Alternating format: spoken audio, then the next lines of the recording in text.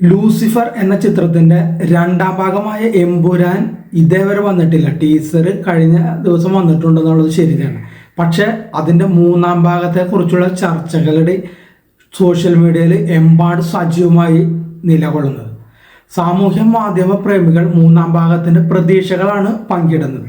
Republic ദിനത്തിലെ തിരയിളകിയ ആ കൊച്ചിയുടെ ആകാശം ഇങ്ങനെ ചുവപ്പണിഞ്ഞു നിൽക്കുന്ന ആ സന്ധ്യയിലാണ് മോഹൻലാലിന്റെ എമ്പുരാന്റെ ടീസർ മമ്മൂട്ടി പുറത്തിറക്കുന്നത്. അപ്പൊ അതിലാണ് ഒരു ചോദ്യത്തിന് ഉത്തരമായിട്ട് പൃഥ്വിരാജ് പറയുകയാണ്, അതായത് പാർട്ട് 2 വന്നിട്ടില്ല, പാർട്ട് 2 വരട്ടെ, അതിനുശേഷം പ്രേക്ഷകരത് സ്വീകരിക്കട്ടെ, അതിനുശേഷം നമുക്ക് മൂന്നാം ഭാഗം ഇറക്കാം എന്നുള്ളത്. പക്ഷെ അതിൽ പറയുന്നത് വെച്ചാൽ മൂന്നാം ഭാഗത്തിന് കുറച്ച് ചെലവ് കൂടുതൽ ഉണ്ടാകും എന്നാണ് ആ സമയത്ത് പൃഥ്വിരാജ് പറഞ്ഞത്. അതുകൂടാതെ ടീസറിന്റെ സമയത്ത് കുറെ അനുഭവങ്ങൾ പൃഥ്വിരാജ്, മോഹൻലാല്, ഇതിന്റെ അണിയറ ശില്പികളൊക്കെ പങ്കുവച്ചിട്ടുണ്ട്. അതായത് ഫിലിം മേക്കിംഗ് ഒരിക്കലും മറ്റൊരു ഇടത്ത് പോയിട്ട് പൃഥ്വിരാജ് പഠിച്ചിട്ടില്ല. പക്ഷെ മറ്റുള്ള സംവിധായകരിൽ നിന്ന് ഇൻസ്പിറേഷനായി അല്ലെങ്കിൽ അവരിൽ നിന്ന് സംവിധാനം കണ്ടിട്ട് പഠിച്ചിട്ടുണ്ട് എന്നാണ് പറയുന്നത്. അതായത്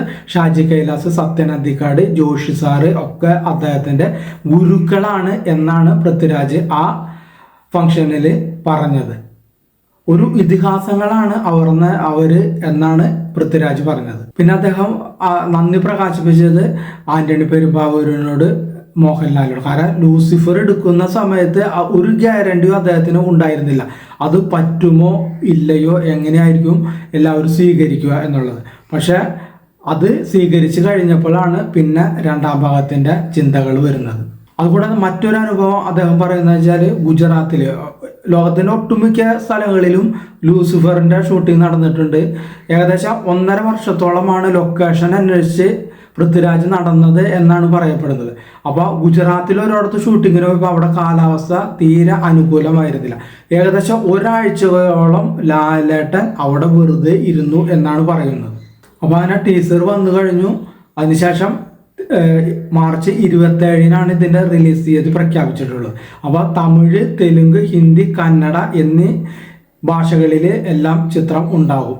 അതുകൂടാതെ ആന്റണി പെരുമ്പാവൂരും ലൈക്ക പ്രൊഡക്ഷനുമാണ് ഇതിന്റെ നിർമ്മാണം.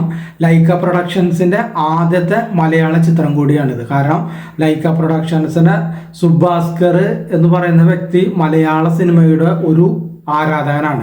നല്ല കണ്ടന്റുള്ള സിനിമകൾ, വളരെ ചിലവ് കുറഞ്ഞതിൽ നല്ല കണ്ടന്റുള്ള സിനിമകളാണ് മലയാളത്തിൽ വരുന്നത് എന്നാണ് അദ്ദേഹം പറയുന്നത്. ഈ എമ്പുരാൻ എന്ന സിനിമകൾ ഇന്ത്യയിലെ 8 സംസ്ഥാനങ്ങളിലും അതുകൂടാതെ പുറത്ത് 4 രാജ്യങ്ങളിലുമായിട്ട് ഏകദേശം 14 മാസം കൊണ്ടാണ് അത് ചിത്രീകരിക്കാൻ അവർ ബുദ്ധിമുട്ടിയത്. അതുകൂടാതെ ഇതിൽ കുറച്ച് വിദേശ നായിക നടന്മാരും അടക്കമുണ്ട്. ഫ്രഞ്ച് നടൻ എറിക് എബവിന്, അതുകൂടാതെ ബ്രിട്ടീഷ് നടി ആൻഡ്രിയ തിവാദാർ എന്നിവരുൾപ്പെടെ വിദേശ താരങ്ങളൊക്കെ ഇതിലുണ്ടെന്നാണ് ആ സമയത്ത് നമുക്ക് മനസ്സിലാക്കാൻ കഴിഞ്ഞത്, ടീസറിന്റെ ആ സമയത്ത്. അപ്പോൾ ഈ ടീസർ കാണുമ്പോൾ നമുക്കറിയാം, ടീസറിനെ കുറിച്ച് പറയുകയാണെങ്കിൽ ഒരു കിടിലൻ ടീസറാണ്. നമ്മൾ ഇതുവരെ മലയാള സിനിമയിൽ കുറെ ടീസർ കണ്ടിട്ട് ഉണ്ടെങ്കിൽ പോലും അതിൽ നിന്നെല്ലാം വിഭിന്നമാണ് ഈ സിനിമയുടെ ടീസർ.